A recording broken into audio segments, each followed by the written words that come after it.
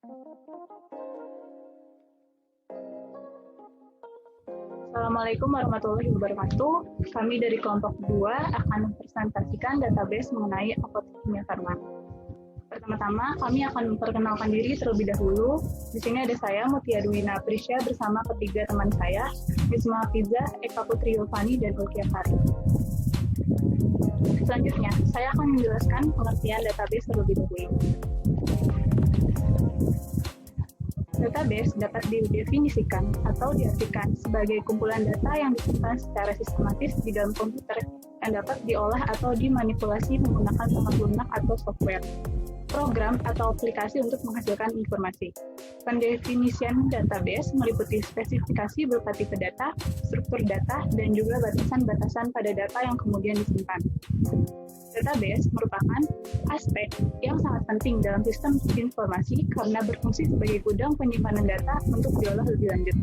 Database menjadi penting karena dapat mengorganisasi data, menghindari duplikasi data, menghindari hubungan antara data yang tidak jelas, dan juga update yang rumit. Selanjutnya saya akan menjelaskan tentang profil perusahaan kimia farma. Ini ada kontak perusahaan. Kimia Farma itu beralamat di Jalan Budi Utomo nomor 1 Jakarta Pusat yang bernomor telepon 1500255. Di sini ada juga emailnya yaitu support@kfh.com dan websitenya kimiafarmaapotik.co.id. Selanjutnya akan dibacakan oleh Ulkia Farid. Selanjutnya ada sejarah perusahaan. Sejarah perusahaan Kimia Farma adalah perusahaan industri farmasi pertama di Indonesia yang didirikan oleh pemerintah Hindia Belanda pada tahun 1817. Nama perusahaan ini pada awalnya adalah NV Semicelin, Handel, Redchem, Co.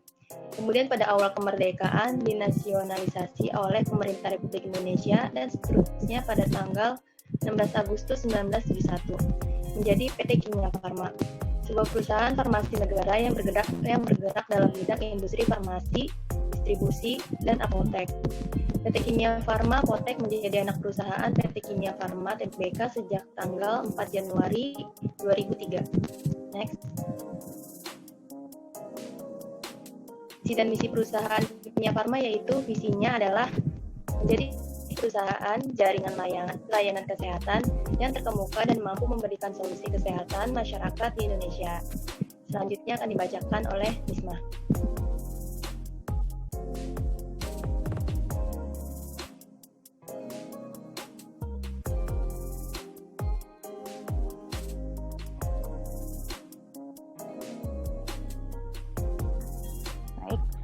Selanjutnya yaitu mengenai misi perusahaan PT Kimia Farma Apotek. Menghasilkan pertumbuhan nilai perusahaan yang berkelanjutan berbasis teknologi informasi komunikasi melalui satu pengembangan layanan kesehatan yang terintegrasi meliputi apotek, klinik, laboratorium klinik, optik, alat kesehatan, dan layanan kesehatan lainnya. Lalu yang kedua yaitu saluran distribusi utama produk sendiri dan pilihan utama saluran distribusi produk prinsipal. Yang ketiga, sumber daya manusia yang memiliki kompetensi, komitmen, dan integritas tinggi.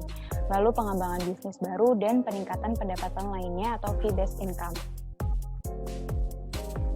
Untuk saat ini, PT Kimia Farma Apotek sendiri memiliki lebih dari 1.291 apotek yang beroperasi di 34 provinsi di Indonesia dengan lebih dari 800 tenaga apoteker profesional yang berpraktek melayani kebutuhan kesehatan masyarakat Indonesia. Baik, selanjutnya akan dipaparkan oleh Eka mengenai database Kimia Farma Apotek. Ya, terima kasih Nisma. Jadi sekarang saya akan menjelaskan sedikit terlebih dahulu untuk pengertian dari nomor identifikasi barang.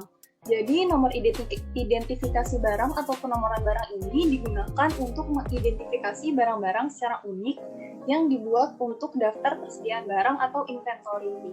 Beberapa perusahaan menyebutnya part number, nomor model, kode produk, kode barang, kode item, dan lain sebagainya. Penomoran barang ini sangat penting untuk sistem inventory barang. Apabila kita ataupun sistem tidak mampu mengidentifikasikan barang secara unik, maka kita tidak akan dapat memperhitungkan aktivitas dan keberadaan dalam inventory secara efektif. Nah, penomoran barang ini juga berfungsi sebagai singkatan untuk deskripsi barang. Hal ini akan mempercepat proses entry data dan pengelolaan dari inventory atau stok barang itu sendiri. Nah, di sini karena kami mendapatkan tugas untuk membuat kode barang dari Apotek Kimia Farma, kami sudah membuat 10 kategori dari barang-barang yang ada di atau obat-obatan yang ada di Kimia Farma Apotek. Nah, di sini ada jenis obat, merek obat, bentuk kemasan, supplier, jumlah, harga, lambang obat, expirednya, dan stok obat. Nah, di sini dari setiap kategori kami berikan kode untuk akhirnya nanti akan kami gabung menjadikan sebuah kode barang.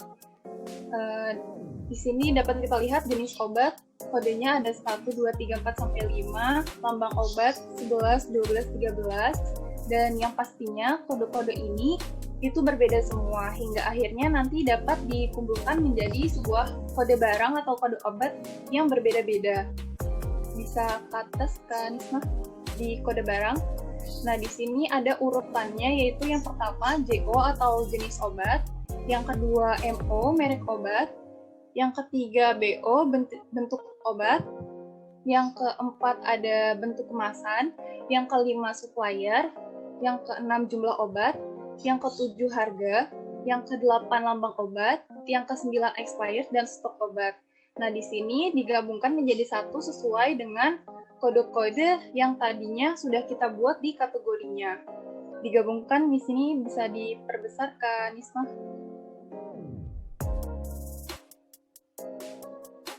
Ya, jika digabungkan nanti akan menjadi sebuah kode barang yang unik seperti ini.